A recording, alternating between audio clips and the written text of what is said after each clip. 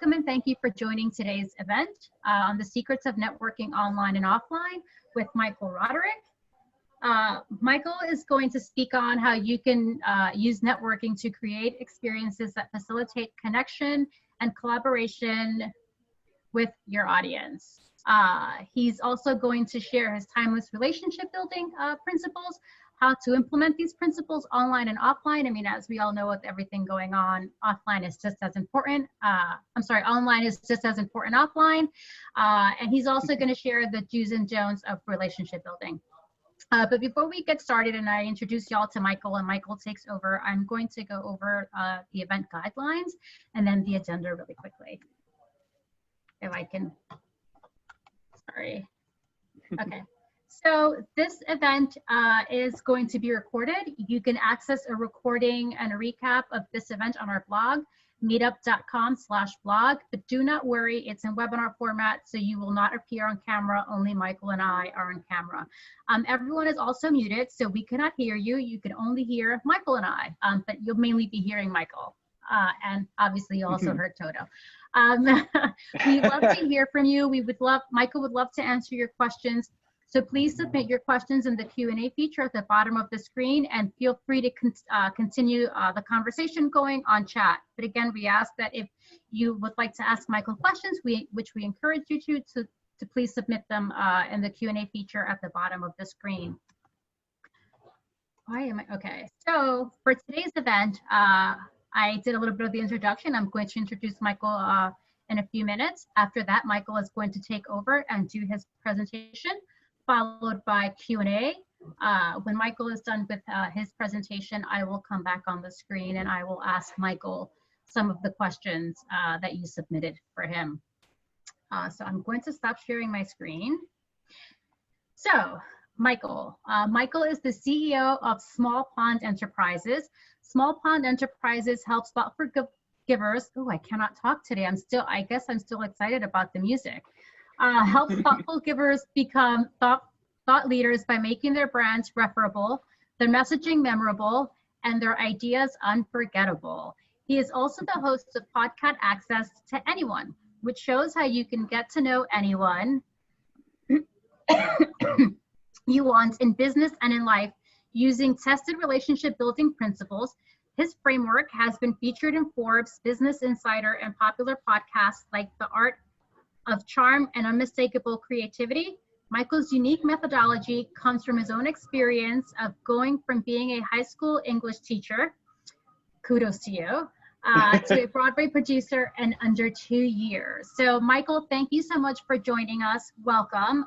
Everyone, you're all in for a great treat. And without further ado, I'm going to let Michael take it away. All righty. So, just making sure. Hopefully everybody can see my screen at this point in the game. So basically, one of the things that I want to just kind of start with is the fact that very, very often when networking is taught, it is taught with formulas as opposed to frameworks. And when I say formulas, I'm talking about the fact that somebody will tell you, like, this is how to say something, or this is what these are the exact words you should use, and all of these different types of things. And I am a very, very firm believer in frameworks versus formulas, because a framework allows you to sort of think differently about a particular idea, and then you can still bring yourself to the work and be a part of that. So one of the things that I'm going to be doing today is I'm going to be spending a lot of time actually sharing frameworks with you. I'm going to be walking you through a number of relationship building frameworks that will help you as you start to think about sort of your own networking journey. And one of the things that we're going to do is we're going to look at this from a chronological perspective. So I'm going to start with talking about what I consider are some of the most important points about preparation when it comes to your networking process and building relationships. And then we're going to get into what actually happens when you are in the room, either virtually or in person, and how do you really develop relationships within that space. I'm going to talk about a number of principles on that side. Then we're going to get into the topic of asking and really looking at the dynamic of how do you get better at asking for the things that you want. I'm also going to debunk a number of myths around concepts of asking. And then with the remaining time, we're going to touch a little bit on the tools that are currently out there. I'm going to talk a little bit about how you can use Zoom at this point to really kind of create some new interesting experiences for your audience. So if you are a community manager, or if you're somebody who gets groups together, or you decide just, you're not even in the community management space, but you just decide you want to get your network together and give them an opportunity to talk to each other, we're going to talk about some things that will make it a little more fun and sort of play around with that particular idea. So we're going to start off with this before the meeting dynamic.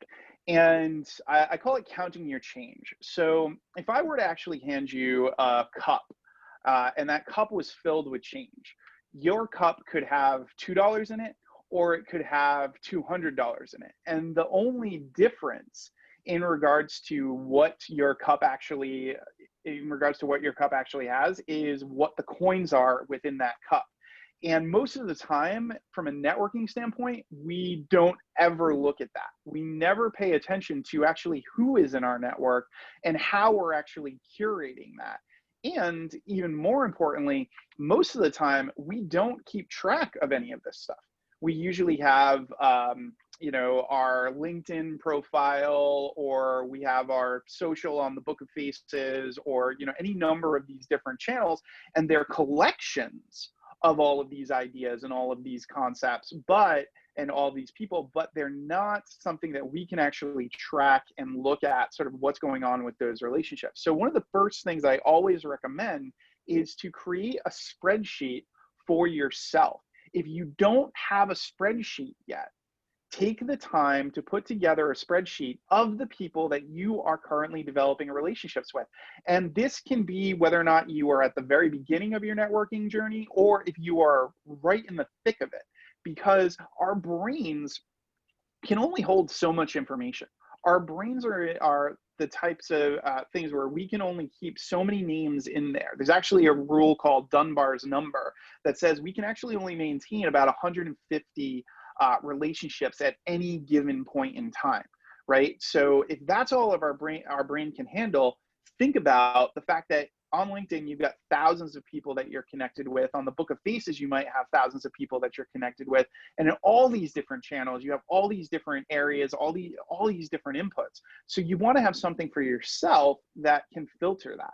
So if you have a spreadsheet, all you need to do is, as you're meeting different people and you're taking notes on those people, you start to put those people into a spreadsheet.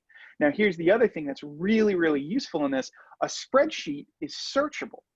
So let's say you're meeting with somebody and you're having a conversation, and they say, I'd really love to talk to somebody who knows a ton about aerial silks. And you could try to go and search all these different online platforms to find that person. But what if you just had a spreadsheet with the name of the person that you connected with, a couple of notes about what they were all about, and maybe whatever their current skill set is or their current job is. And then all you have to do is go to that spreadsheet, hit Control F, and type in aerial silks, and you can see every single person who's like that. Same if you make a column specifically for locations, right? And you actually put down a whole series of locations, you can then see, oh, these are all of my contacts that are in New York. These are all of my contacts that are in LA. So that's the first thing that I really, really recommend. The second thing that I would argue is probably one of the most important things that most people do not do is actually curating the network. Really taking the time to decide who is part of your circle and who is not. So what I'm going to do is I'm actually going to walk you through a couple of archetypes that you're going to encounter within your networking environment. And what may happen is you may notice that there are certain people who fall into that category. So you may hear some of these descriptions and say, wow, that is totally me. Or you may hear some of these descriptions and be like, oh, no, that's not me. And one of the things that's really important to understand about these distinctions is that this will really affect how you're managing your time in terms of your relationships. So if you have on your spreadsheet who these people are according to these archetypes, and you know that, you're actually going to be able to figure out where you should be spending your time and where you shouldn't. So I'm going to start with the first category, which are advocates. Now, advocates are the people within your network who basically love to help you and support you. Sometimes people will refer to them as givers. I think of them as thoughtful givers. I think of them as people who, like, they really ask you what's going on with yourself. They check in with you. They kind of see how you're doing, what's going on in your life, how are things working. And they're usually very, very helpful. They're always trying to sort of figure out, like, who can they introduce you to? What can they do to support you? They'll ask you lots of questions. They'll invite you to things. They'll do a lot specifically for you. Now, what's really, really interesting to understand about advocates, and if you're an advocate, you may actually resonate with this as well, is that advocates are awful at advocating for themselves. So they love helping and supporting others. They love making introductions. They love doing things for everybody else, but they very, very rarely will actually ask for anything themselves. They'll very rarely ever let you know that they need anything, or that they have things that they're trying to accomplish and things that they're trying to do. And the thing is, as a result of that, you actually have to be more proactive in terms of your time when it comes to advocates. You have to reach out to them and ask them what they could need, or what they could use help with, because they usually won't tell you. And on the flip side, it's the same thing that's probably happening for you if you're an advocate. It's very, very possible, if you've helped a ton of people and you've really tried to support them, that a lot of those people have no idea that you have needs right now, have no idea that you're looking for help or that you're looking for support. We educate our network by how we act towards that network. So that's the advocate category, and we can dig even deeper into that later when we start to talk a little bit more about what's happening when you do this whole asking, giving sort of side of things. But that's your first category. Your second category are what I call boomerangs. And boomerangs are the ones who are often found in networking focused environments. So the thing is, like, a lot of things that actually have the term networking in the title end up attracting people who are very reciprocity focused. And what I mean by that is that they look at things from the standpoint of, I'm going to do something for you, you're going to do something for me as well. So whenever you're encountering a boomerang, this is the person where if you ask them for something, they'll say, yeah, I'll do that for you, but I want this other thing in return. I want you to help me with this thing on my end. I want you to support me with this thing, and then I'll make that intro for you. Then I'll support you. Then I'll help you, right? Now, the challenge that you have from a time standpoint with boomerangs is the fact that boomerangs now double your time, because if you're meeting with these people and they're asking you to do something for them after you've asked to do something, after you've asked them, then what that means is now you have a list of things that you also have to do. And as a result, it takes up a lot of your time if you're dealing with people who are mainly transactional in their nature. And here's the difference between the networkers of the world and the connectors, right? The networkers focus on that sort of boomerang reciprocity. They're always trying to sort of be like, here's my thing, now give me yours. Here's a, and let's sort of trade back and forth. They're always focused on that transactional kind of nature. The connectors are not. Really great connectors, people who really just make people really, really happy, are the ones who take the time to understand other people and they support them, and they're good at letting others know what it is that they need, but they're not focused on the idea of reciprocity all the time and that particular process. So it's really important for you to understand who are those boomerangs within your network, and to also look at yourself and ask, am I a boomerang? Am I acting in this sort of boomerang manner? The next category are what I call celebrities. And what's really, really important to understand is that everybody's a celebrity to somebody, but celebrity is relative to everybody. So there are people within your network that you know right now that to you are just your friend. They're a buddy. They're somebody that you've worked with before. They're somebody that you've helped before. They're somebody that you've supported before.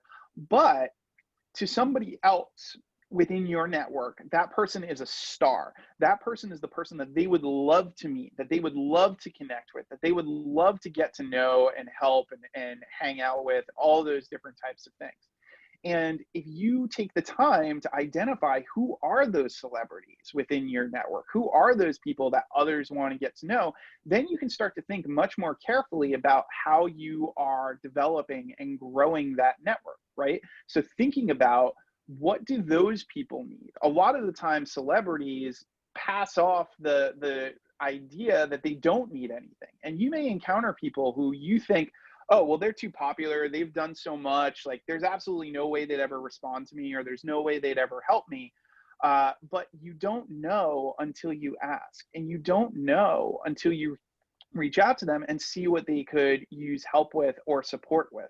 So it's really important to identify who are the celebrities within your network, and to also understand that these people are just people as well. And we'll get more into that when we start to talk about the asking side of things.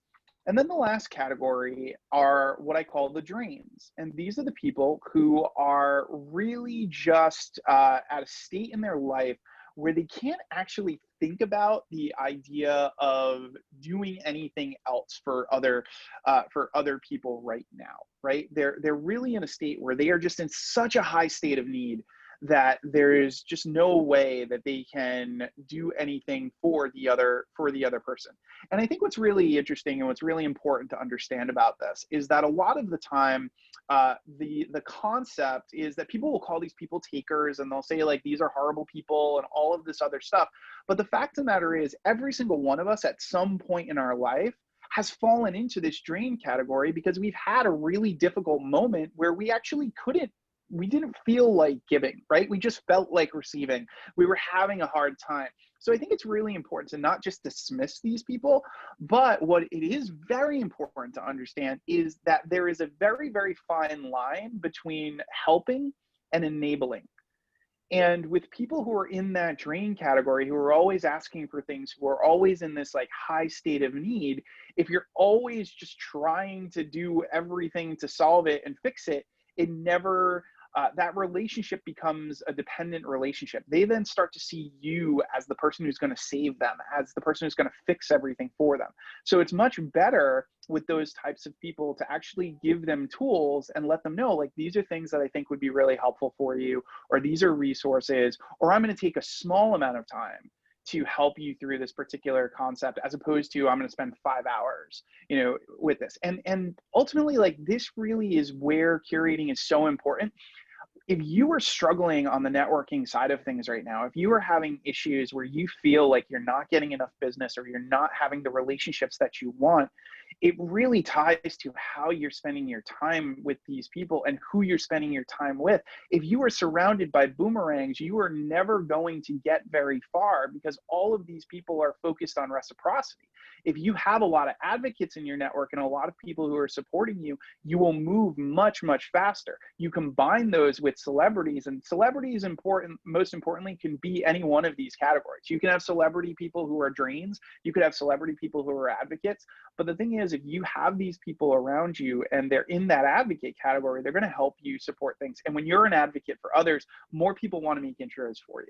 They want to connect you. They want to help you in that in that particular regard. So those are the archetypes that you can think about when you're developing your spreadsheet and when you're thinking about your curating process. But what happens when you actually get to the point where, okay, now it's time to meet. Now it's time to, get together with people. And what I like to refer to this as, I call this the ocean of events. So a lot of the time, and what I'm going to do is I'm going to first talk about this in the in-person environment, and then I'm going to talk about how this is actually translated in the digital environment, in the online world.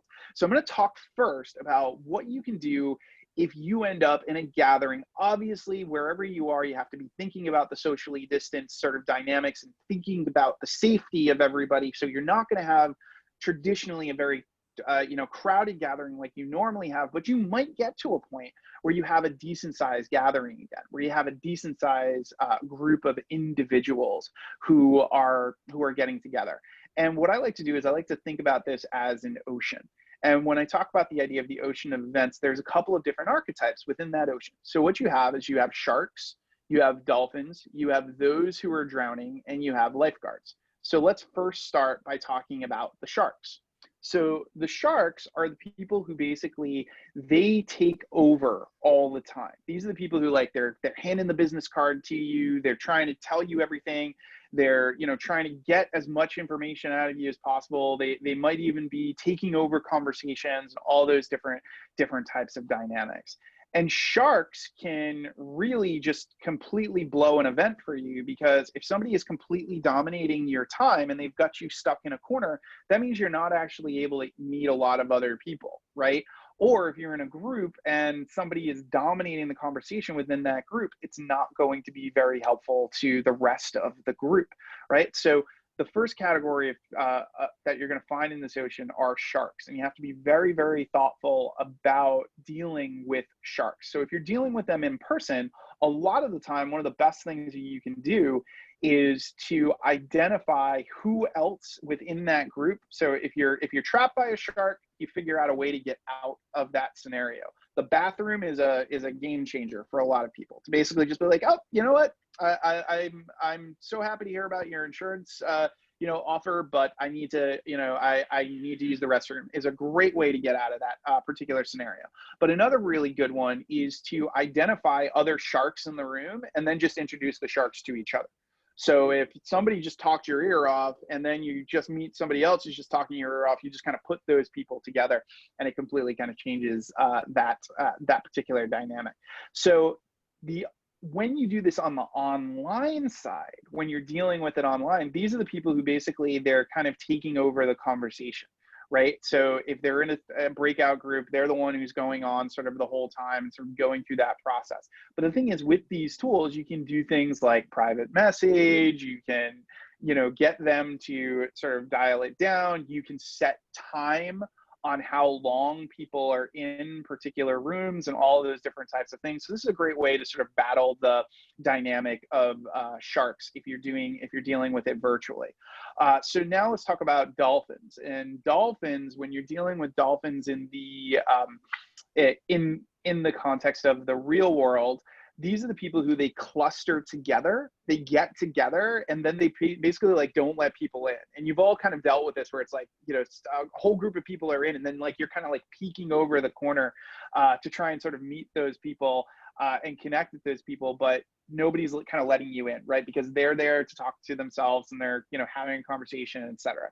So if you do find that you are in person with a group of dolphins, one of the best things you can do is actually look down and look at their feet, because body language can tell you which person within that circle is actually less engaged from the group. So if their feet are turned out, or if their body is even slightly turned out in that little cluster, it means that they're actually more open to distraction. They're more open to being you know, taken away from, you know, from that. So you could actually go up and find the person whose feet are kind of sticking out and say, hi, I'm so-and-so. And then you could actually move into that cluster of dolphins and not be stuck on the outside from that particular experience. Now, if we're talking about it in a virtual environment, this is where you start to have like the cliques, right? The small, you know, the small group gatherings. Now, if you were the one organizing and facilitating, then you want to actually pay attention to, just like if, you know, when I was teaching high school, I would pay attention to which kids were friends with each other, and I wouldn't put them in groups together. You might want to think about who are the dolphins in your community and make sure that you're not putting them in groups to just sort of, you know, talk with each other, and make sure that they're mixing with other people within the community and really having those conversations. So then that comes down to the next category, which are those who are drowning. Now, those who are drowning are the individuals who basically are not having a good time at the event. So if you go to an event, it's usually the person who's being attacked by a shark in the corner, or they are standing by the bar kind of feeling awkward, or they're standing in the middle of the room just kind of looking around being like, what am I going to do? Or they're looking at their phone or doing something of that nature, and they're not very engaged. Now, in the digital world, these are the people who they don't have their cameras on. They're not, you know, if you're doing a Zoom thing, like they don't have their cameras on, they're not engaging, they're not having conversations. And the thing is, these people are trying to decide, like, should I still be here? Like, do I want to be here? Because some aspect of this is making them feel socially awkward.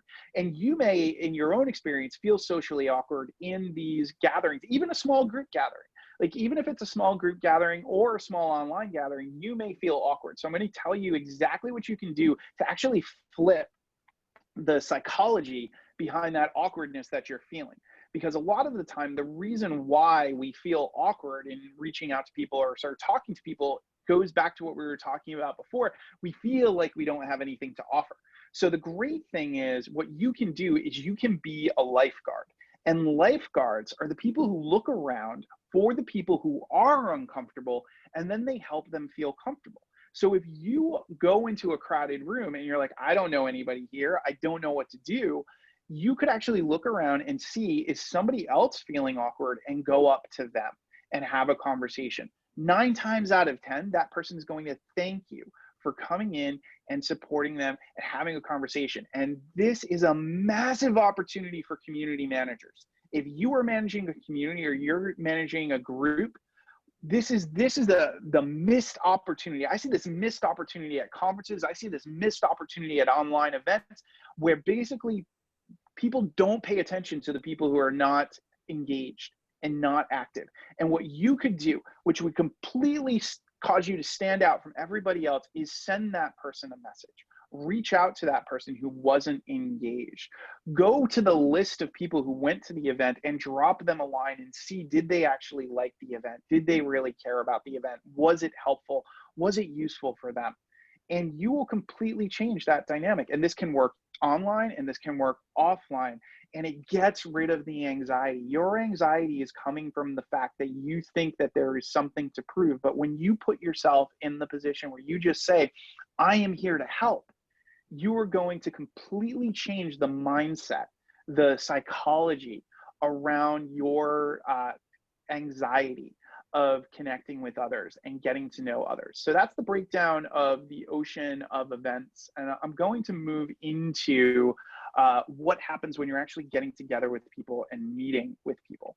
So there's a concept that I always lean on, which I like to refer to as the TCM index. And every single person, no matter what level they're at, no matter what work they do in the world, they have an index of time, connections, and money. And most of the time, there is a deficit in one of those 3 things. And every single one of you right now, as I'm talking about this, I'm sure you could probably identify right at this very moment, a moment in which you felt, oh, you know what? I feel like I didn't have enough time. Or, you know what? I feel like I didn't connect with the right people. Or, you know what? I'm not making enough money. Or I don't feel like I'm saving enough money. Or, you know, these are concerns that everybody has. And when you're meeting with someone and you're connecting with someone, you could take the time to identify where is the challenge within their TCM index. So if you're actually meeting with someone from a networking standpoint and you're trying to figure out how can you support them or how can you help them, a lot of the time, you know, we lean on the money side. We lean on the idea that, oh, well, this person just needs more clients, so I'm going to suggest more clients to them. But that may not be the thing. They may actually need more time. They may need to find an assistant to help them get out of the challenge that they're currently experiencing. They may need a completely different set of connections, right? There's all sorts of different dynamics. Now, here's a really important thing for yourself. I talked before just about if you were having this challenge yourself, if you're looking at things and saying, wow, I am not managing my time well enough, or I'm not making enough money, or I'm not connecting with the right people. Here is a very, very simple little hack that you can do. If you are having a deficit in one of these 3 areas, the answer to solving the deficit is in the other 2. So if you are having a time issue, I guarantee you it's tied to who you're hiring and what kind of money you're spending. Who are you connecting with? How much time are they taking up? Going back to the ABCD scenario, if you're feeling like you're always stretched for time, but nothing's happening, but your network is completely filled with boomerangs, then it's not a surprise. If you are having connection issues and you're trying to find a certain type of client that wants to spend a certain amount of money, how you're spending your time and how you're spending your money is going to affect that. So if you're selling a $5,000 product, but you're spending your time going to events that are basically free, then that particular, audience is probably not going to be a lot of the people that you're looking for. But if you go to a conference that has a higher price point, or you go and work within a market that people are spending at that particular level, then you're actually going to be way more likely to develop those connections and develop those opportunities. And the same thing ties to money. How you're spending your time and who you're connecting with, who you're selling to, can completely transform how much money you make and what actually happens. So this is something really, really important. If you're meeting with somebody and you're taking notes on them and getting to really kind of understand them more, ask them about their TCM index, really get a sense of sort of what's going on. And this ties very well into the next concept, which I'm going to talk about, which is the motivation spectrum. And here's the thing, most people, when they do any kind of networking environment, they focus on the professional, because we all think about networking as a professional activity, right? So most of the time, what we'll do is we'll go into a particular environment and we'll basically be like, okay, I'm going to tell them exactly what I do. I'm going to make sure that they have my elevator pitch. I'm going to make sure that they know everything about me, and they know how to buy from me, and all of these different types of things. And I'm going to tell you a story about a client that I had that really just, hammers this home. She was getting ready to talk to somebody. She was selling a product, and the woman who she was meeting came in very flustered, very, very tired, and was just like, I am so sorry I'm late. I had to drop my daughter off at soccer practice, and it took much longer than expected. But I'm here now, and let's sit down. So she sits down, and then she goes into her presentation, and she starts walking this woman through how to buy and what the service is and all these different things. And then it didn't happen. The deal didn't go through. And she missed an amazing opportunity for connection, which was to take 2 seconds to say, oh, how old's your daughter? How long has she liked soccer? And really just see, does this person want to talk about any of the personal side of things, or just calm down from that particular experience? So the thing is, we often talk about the professional, but another aspect of our lives and a way to connect with people and get to know them is to understand the personal. What do they personally care about? What's interesting to them? What's supportive to them?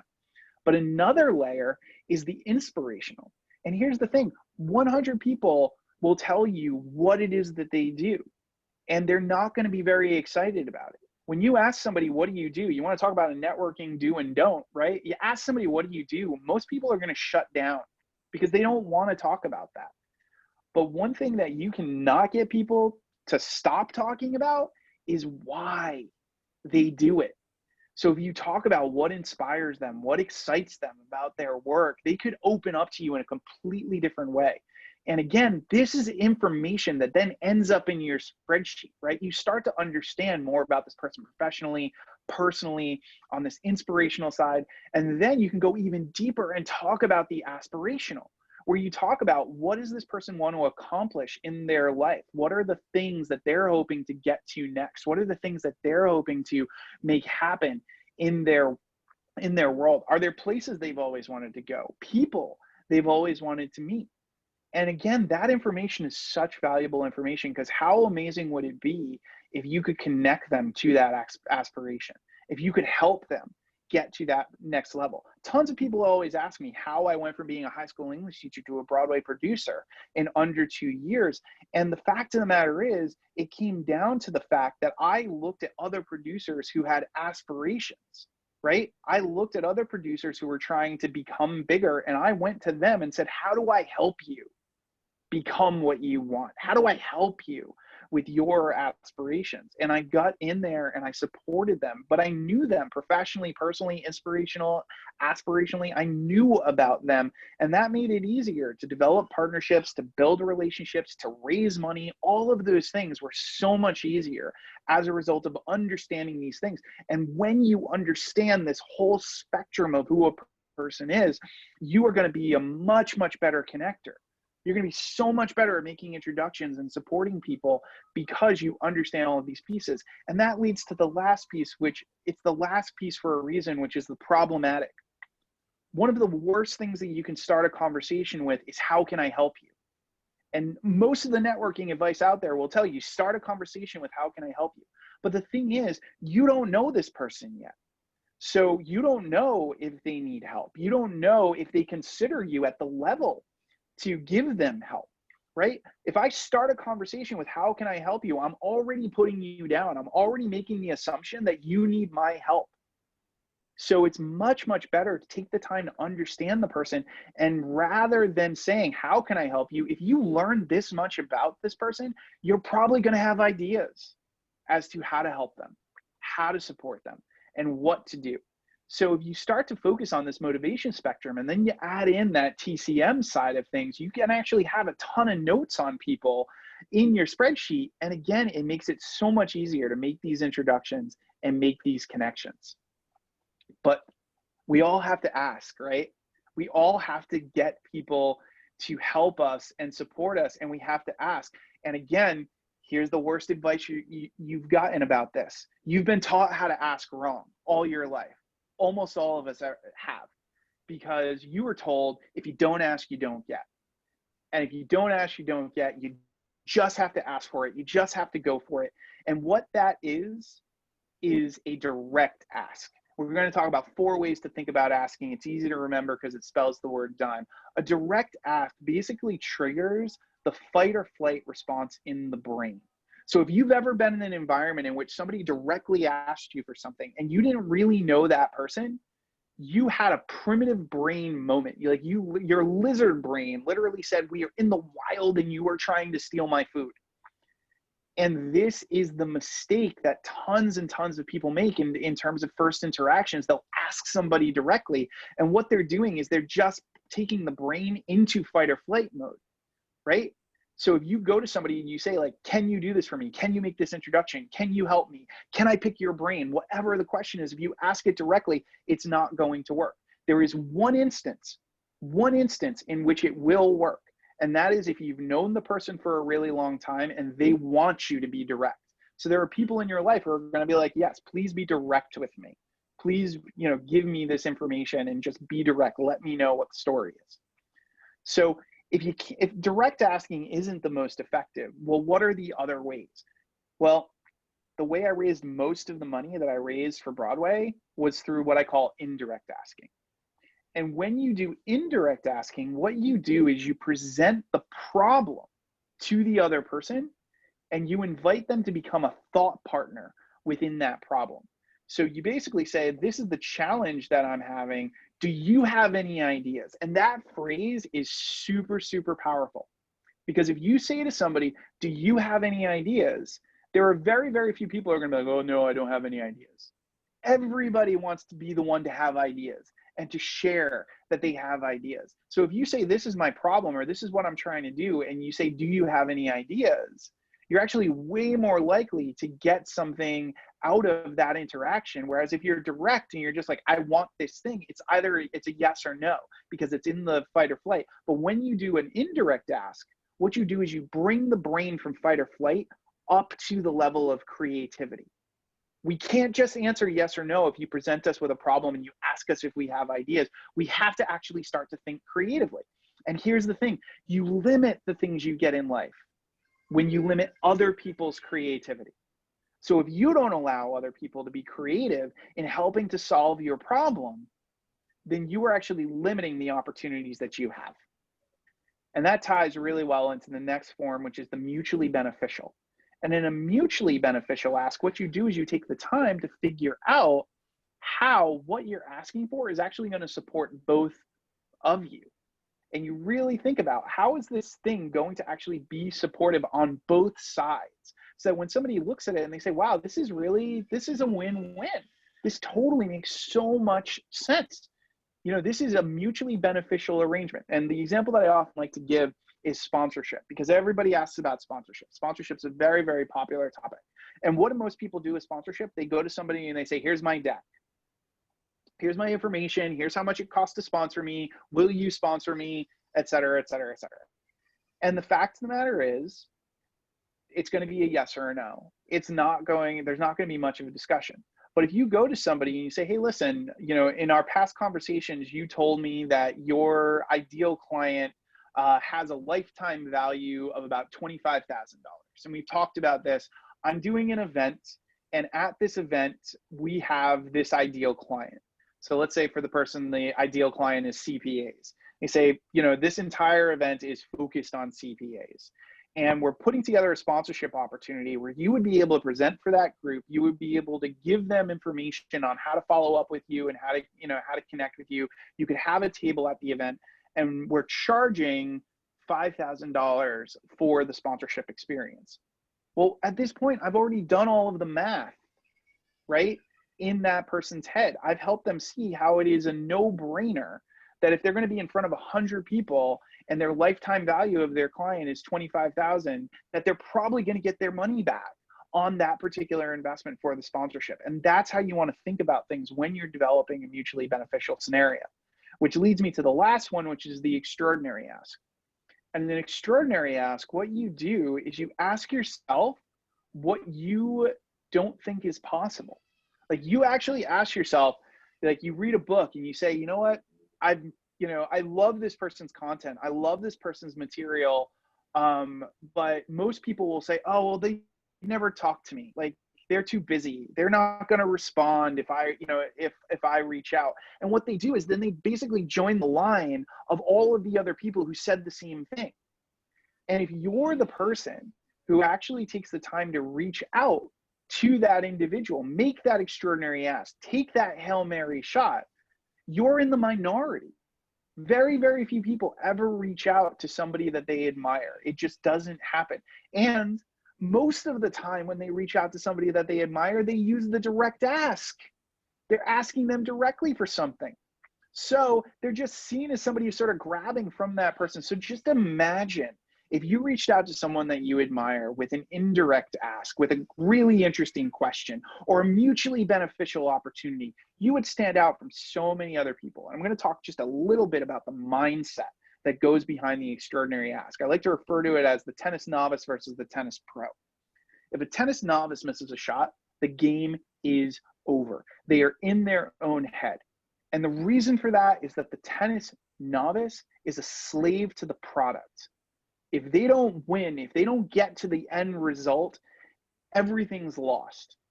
The tennis pro will miss a shot and say, what can I learn? What are the things that I could do differently? How could I think differently about this particular process? And they learn and they develop and they grow because the tennis pro is a student of the process.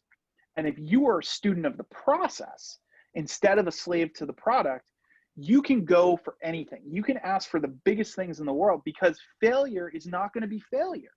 It's going to be new information. So if you're out there and you are trying to make something happen for your business, especially right now during COVID, and you're thinking about taking that Hail Mary shot and reaching out to a larger company or reaching out to somebody to partner with you or help you or support you, make yourself a student of the process. Don't worry about whether or not they respond or don't respond, etc. Keep going. Keep putting that information out there. Keep reaching out to these people because somebody is going to say yes, and they're much more likely to say yes if you make it an indirect or a mutually beneficial style of asking. So now we're going to get into follow-up, which is probably one of the most important pieces. Most people don't follow up. It's usually a big challenge. A lot of people never, take the time to do it. So I'm going to tell you the 2 steps to blowing people's minds after a meeting. You ready? Number 1, you do what you say you're going to do. Number 2, you do it promptly. Here's the thing. Most of the time after a meeting, somebody will make a promise and say that they're going to do something. And a lot of the time, people don't do that thing. And there are a lot of people who make a promise and say that they're going to make an intro or make a connection or help you or send you a resource or any number of those things, but you don't get it for months or years or never. So if you are the person who actually does follow through and do it in a timely manner, you stand out from so many other people within the network. So the question is also, how do you do that, right? Like, how do you make sure that you're doing that and make sure that you're accomplishing that? Well, one of the best ways is when you're finished with the meeting, actually open up your calendar and put a time to do that follow-up thing. Actually give it a time and put it in your calendar so that you know that it's actually going to happen. And the faster you do it, the more impressed people will be. And for those of you who are community organizers, this can be massively effective, because how many community organizers might take 4 or 5 days to follow up with their people afterwards, but you follow up the day of, or you follow up right afterwards. That's a very, very powerful tool. And that's a very, very useful tool. All right, so we are getting towards our home stretch here. So I'm just going to talk about a couple of virtual hacks, some things that you can do on Zoom that can just make your experiences a little more fun. And again, I'm going to be quick because I imagine we're probably getting pretty close, you know, in terms of our time. So I call this one the Zoom bar trick. So if you are on Zoom and you are the host, what you can do is, if you have a bunch of other people, there's this thing called breakout rooms. And if you have breakout rooms, you can actually set them up while your audience is there. So let's say there's a bunch of people, you can set up your breakout rooms and you can give your breakout rooms names.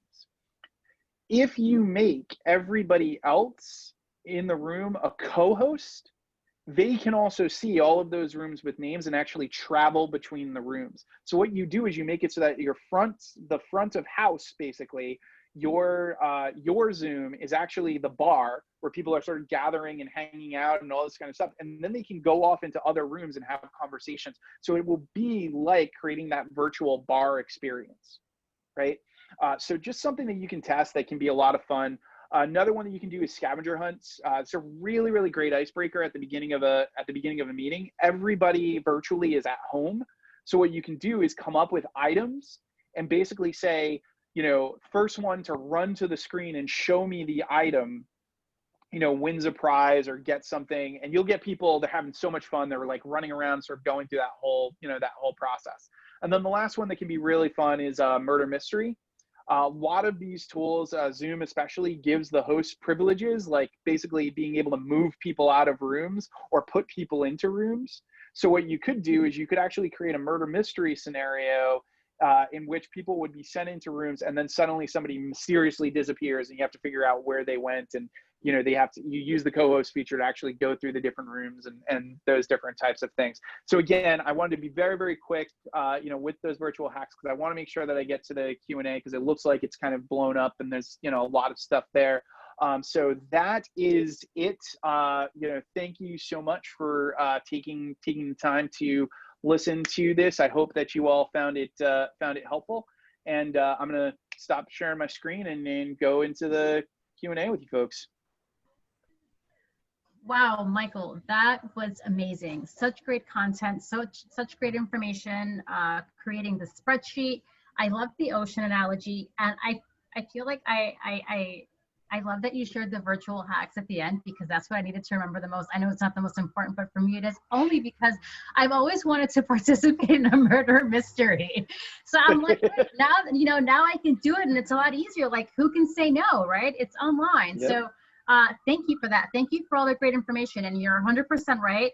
We have a ton of questions, and also people were loving the comments, the content as well. There's so many great comments on the chat.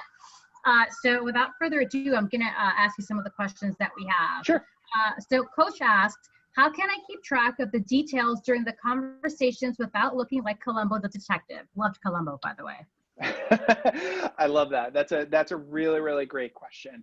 The best way is to basically tell people that you are going to take notes. And a lot of the time, if you just prepare people for the fact that you're going to take notes, very, very few people will ever actually have an issue with it. Most people will say, wow, that's really awesome. I really appreciate that. Or that's so cool that, you know, that you take notes. I usually have one of those little, actually, I've got one right here. I've got one of these little tiny notepads, and I bring it with me. It's a Columbo notepad. Exactly. I bring it with me whenever I'm having a conversation, right? Because I'm going to jot down those notes. I'm going to jot down those ideas and those particular concepts. But as long as you give people notice ahead of time that it's going to happen, you won't have that dynamic. It's the only reason why a lot of these types of things, you know, fall apart and we have these issues is that people's expectations are not managed, right? So like if I sit down with you and I'm busting open my notepad and we haven't even talked about the fact that I'm going to do it, of course you're going to have concerns about, you know, that particular scenario, because you're gonna be like, well, what's he writing? But if I say, you know what, do you mind? I usually take notes. Is it okay? And most people are going to tell you yes. Most people are going to be thrilled that you're filling in that information. Awesome, thank you. Yeah, I'm someone that likes to take notes. My memory cannot store that much information, so I always have to take notes. So Aaron asked, hi, Michael, what are the one or two things someone can do to better understand what a thought leader in an industry needs or wants help within? Sure. So a lot of the time you can just say to the person, it sounds like things are going really great for you. It sounds like things are going really wonderful. Is there anything right now that's a big focus for you? And when you keep it kind of that open, a lot of the time they'll talk about a problem or a challenge. And if people don't get into their problem or challenge, they don't want to be like very upfront about a problem or a challenge that they're dealing with. One of the little hacks that you can do that can work really, really well is ask them what they think the biggest problem in their industry is. And a lot of the time they'll just start, they'll really rattle off the challenges and the issues. And usually they'll actually come back around to a concern or something that they could use help with. Thank you. Anya asked, I love the lifeguard explanation. How do we see the engagement online? Yeah, so with the online world, you're basically dealing with the fact that people are either engaged or they're sort of tuning out. So if you're the host and you're sort of managing something, these are the people, they've shut off their cameras, they're not really paying attention, they're, whatever the particular scenario is. So if you're the host of the whole thing, one thing that you could do to be a lifeguard is actually just shoot like a couple of quick like private messages and just say like, hey, just want to check in, see how you're, if you're enjoying your experience or, whatever the scenario is. If you're not the host and you're actually a participant, one of the things that you can do is you can look at the chat and see like what are people commenting on or talking about, and maybe there are connection points with you and somebody else in that in that chat. So you may reach out to them about a challenge that they're talking about or something else that they're dealing with. And Zoom has a feature where you can save the chat, right? So like if you're doing a call, there's like a couple of little dots at the bottom where it says chat, and you just click on save chat, and it will give you a file of the chat after the event. So you can actually see like all the different things that people spoke about, and then you could follow up with people, anything that they sort of brought up or talked about afterwards. That's great. Thank you, Michael. I apologize in advance if I pronounce your name incorrectly. Anna Tolage asked, how do you find advocates? Sure. So advocates are easy to spot because the meeting will basically be more about you than anything else. You're dealing with an advocate if you find that you're talking most of the meeting, because really good advocates are really good at asking questions. So they will be just like digging in, kind of like a reporter, to find like what you're about, like what your challenges are, what you could use help with, what you need. The other thing is that advocates are usually proactive in helping.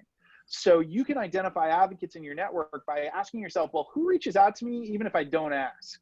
Like who actually sends me stuff when I'm not even, saying that I need it or that I'm looking for it? Like who actually just takes care of me and sort of helps me out, in these particular scenarios. Thank you. That was a great explanation. So someone wants to know about a celebrity. Marcelina asked, what is the easiest way to ask the celebrities? Sure. So what I often like to say is that most people, when they think about celebrity, they think about access. They think about, can I just get my foot in the door? Can I just get in front of them, etc. But really what it comes down to is you want to focus on interest. You want to get them to basically say, I need to find out what this other person's about. You're making me curious, right? So you can actually really impress a celebrity by asking a really good question. So, an example that I like to use is that everybody will reach out to James Cameron about Titanic, or Avatar, or any number of the really, really well-known movies.